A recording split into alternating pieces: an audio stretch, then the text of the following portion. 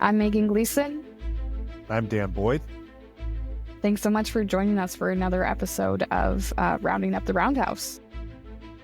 If you enjoy our podcast, please like and subscribe and consider becoming a digital subscriber to the Albuquerque Journal to help us bring you more content like this. You can find this episode and all of our podcasts on the Albuquerque Journal website, abqjournal.com, as well as YouTube, iTunes, and Spotify. See the show notes for a discount code on a digital subscription. Thank you for supporting the Albuquerque Journal, New Mexico's leading news. Today, we're joined by Charles Sallee, the Director of the Legislative Finance Committee. Really appreciate you taking a few minutes out of your busy schedule here at the Roundhouse to chat with us. Absolutely. Anytime. Thanks for having me. Yeah, so jumping kind of right in here, as a lot of folks who follow the session are aware, the House approved a $10.8 billion budget bill just earlier this week. We see now spending has more than doubled from what it was more than 8 years ago. Give us a kind of quick rundown of kind of where we're at with the budget and kind of how we got to this point. Sure. So let me backtrack a little bit just to provide some context about even the budget process in New Mexico that I hopefully will be helpful to folks. First, they're not starting to build a budget during the legislative session. We really started building this budget recommendation at the end, coming out of last session, when LFC started formulating its interim work plan of the items it wanted to examine, the evaluations it wanted to do of previous agency spending, and really hearing about a lot of the topics that are ultimately in this budget recommendation, beginning last interim in the summer. And then, of course, the committee heard all of the agency budget requests in the fall, starting on September 1st. New Mexico is somewhat unique in that the legislature has an interim joint budget committee that develops a budget recommendation separate from the governor's budget proposal. There's only a handful of states in the country that do that. And that's really important for our citizen legislature because it helps give them a leg up and balance out power with the executive branch versus just coming into a 30 or 60-day session and receiving a governor's budget proposal. It would be very difficult to do something different with. So I think that's important. What we've been experiencing since really the beginning of this administration has been a huge revenue boom, primarily driven by oil and gas and, frankly, a strong economy coming out of a very difficult pandemic. And that's been, I think of all of the different revenue streams that go into our general fund, and I try to put them in three big buckets. The first is revenue that comes into our general fund, which is our main discretionary account. The first big bucket is our broader economic prosperity as a state. So people buying goods and services, contribute to our gross receipts taxes, personal income taxes are examples of that. The second big bucket is from direct energy revenues. So this is revenue that we're getting directly from oil and gas activity in the Permian Basin primarily. And the third is our investment income, which many states don't have as big of an investment portfolio as we do from our permanent funds. And that's a growing and really important part of our revenue stream. The legislature during this administration has taken all of our broader prosperity and pushed it back out into the economy through tax cuts over a period of years. And it's taken the energy revenue and basically capped it and said, we're going to save what we're getting from energy revenues above this last year's amount into our severance tax permanent fund, which will mean by the end of this decade, we project that the amount of investment income we get will be larger than the amount of energy revenues that we get. So that's really important. But what all of that means through, a significant growth in spending on the recurring agency budgets is that revenues have topped out. They're basically will be flat year over year and will only be growing about 3% in the midterm. And so what you see the committee starting to do is pulling back that spending growth that we saw, of 15 to 10% to a more reasonable amount, with the House coming out at about 5.8% spending growth. And we think if they can hold the line on spending and there's not really more room for additional tax cuts above the almost $1 billion that they've done, that this surplus will last through the end of the decade at a minimum. And they'll be able to have a sustained growth year over year for things like education, healthcare, early childhood, and the like. If we start spending money at the 10 to 15% clip, it's all affordable today, but it just means that the date of when we have to build budgets that only grow 3%, basic math problem, will be accelerated.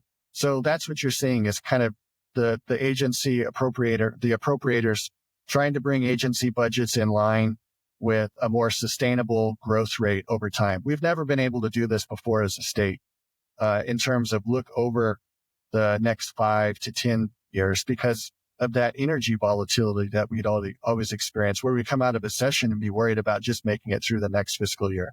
So our finances are extremely strong, allowing us to do more strategic, long-term, targeted spending, and maintaining a level of government services that isn't this roller coaster that we've experienced for the last 40 years. And, Dan, I know you covered this on the floor, but Republicans tried to introduce dividend checks for New Mexican families. Charles, I wonder if you have any thoughts on that, which ultimately didn't pass the House.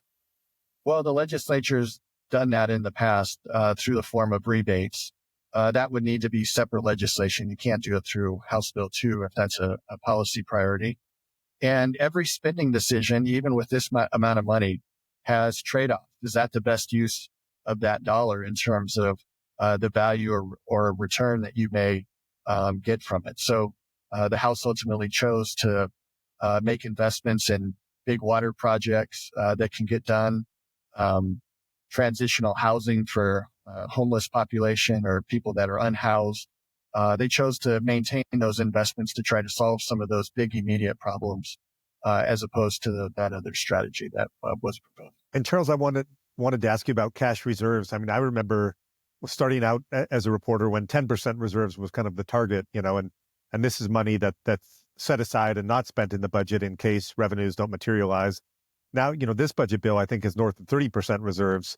Talk a little bit the importance of that, and especially with some of the kind of the volatility that we're seeing on a federal level and some of the uncertainty there. Yeah, definitely the uncertainty at the federal level where they're looking at, 12 to 13% cuts to federal Medicaid financing, which would translate, if we were to hold spending flat, that'd be over $1.1 billion that we need to try to find in the budget for just to maintain that level of replacement of federal funds. So that's looming out there, very significant. The 30% reserve target, which is what they'll try to eventually get to. The House left room at about 31.2% for the Senate. So there's room to do some additional spending items without having to rearrange the budget. Is important, and it's really informed by our economists in both the legislative and executive branch performing what are called stress tests. These are what-if scenarios. What if there was a bust in oil prices and production? What if we entered into a mild or moderate recession? What would it do to our general fund finances? And that's helped inform the fact that we could sustain those types of almost catastrophic scenarios that they were running with our healthy reserves without having to go in and cut school budgets or higher education or make painful cuts to Medicaid. We could basically weather that storm for a 2-year period because of the healthy financial reserves that we have. The reserves have like 3 main buckets as well. The first is our basic checking account. The second is our liquid savings account. And really that has become what's called the Government Results and Opportunity Fund. This is an important strategy for funding through the midterm, where the legislature set aside close to $1 billion of our reserves that will spend money back into a different fund that they'll appropriate from for multi-year pilot projects. And so this is what's going on with CYFD's budget. CYFD's budget on a recurring basis is basically flat. But all of the things that they needed to comply with that lawsuit, the Kevin S. settlement, for additional caseworkers, for additional training for caseworkers, that's all been funded through these multi-year GROW appropriations, which basically the legislature is setting money aside to say, show results before we move this into your base budget. Whereas in the past, we just funded those types of items. And then we've had a series of performance hearings where we're not getting the results that New Mexicans expected and the committee expected. But once it gets into the base budget, it's very difficult to go in and ever cut that out. Even during those really lean solvency years that you saw, it's very difficult to go in and make changes to the recurring budget politically. And, I want to come back to this idea of putting money aside so that we're prepared for busts in oil and gas cycles or it being a finite resource. But is it enough putting that money into savings account to prepare us for future decades? I mean, we've been struggling with this idea in New Mexico of getting away from the dependency on oil and gas revenues that fund upwards of a state budget for decades. Right. The third part of our reserves is a more permanent savings account. That's the rainy day fund. And then we've got a series of other funds that we've been setting aside money that will distribute that investment income back into the general fund or into priority areas like early childhood. So early childhood is a really good example of where we took a very volatile revenue stream from oil and gas. And we said, don't put it into the base budget. Let's save it for the future. And that fund was originally, we put $300 million, the legislature did. And when we designed it, we hoped that it would get to $1 billion over a couple of years period. Well, that's heading to $10 billion now, which means it will spin off $500 million back into the operating budget for use for a suite of early childhood services. So that's a strategy of setting aside some of that oil and gas peak revenue that normally would have been built into the budget and then crashed and we'd have to cut it. That's building some of that in for tomorrow needs. We've grown the base budget in this year's budget by 61% under this administration. That'll go up to, almost 70% of when we wrap up. So really taking care of a lot of today's pressing needs. There's still capacity constraints of agencies' ability to deploy the vast sums of non-recurring resources and other recurring resources in an effective manner. And then we've planned out for the midterm. So we've got all three in line. And so I think what you're going to start seeing, hopefully, is a management of both today's needs while being prepared for, the next generation to have, a government financed at a much higher rate than it otherwise would be because of the huge permanent funds that we've created from oil and gas that otherwise the citizens would need to be taxed at a much higher level. And Charles, I wanted to ask you on a little bit of a more personal level. I mean, I think you took over the reins of the LFC almost 2 years ago now, and obviously worked under David Abbey, who was kind of a larger than life figure at the LFC for a long time. What kind of lessons did you, learn from him over the years that you've kind of taken into your job now as director? It's important for the legislature to have priorities. You can't be all things to all people. And, I think a big transition, I've been here almost 20 years now, big transition for the legislature, much more focused on results and the end game than we were when I first started my career, where it was important to fund people and programs with an eye towards results. But I mean, now it's especially with the setup of the Government Results and Opportunity Fund, where there's legislation making its way through that will essentially require those pilot projects to demonstrate a causal impact, that your program actually caused the change.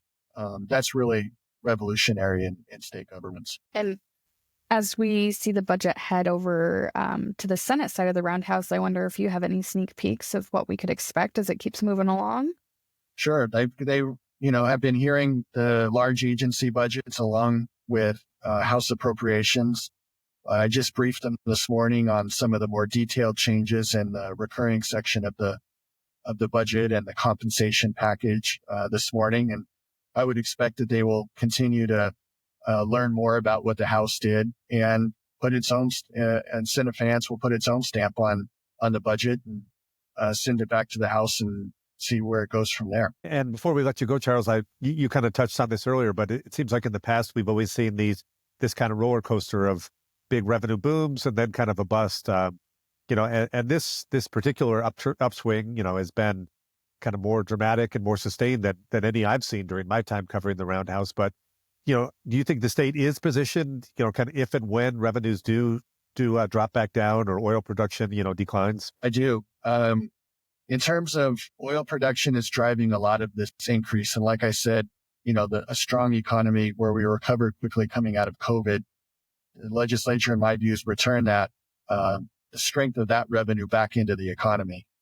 But this growth from oil production, up until 2018, New Mexico would produce 70 million barrels of oil a year, almost like clockwork. We were riding the price boom and bust for that period of time.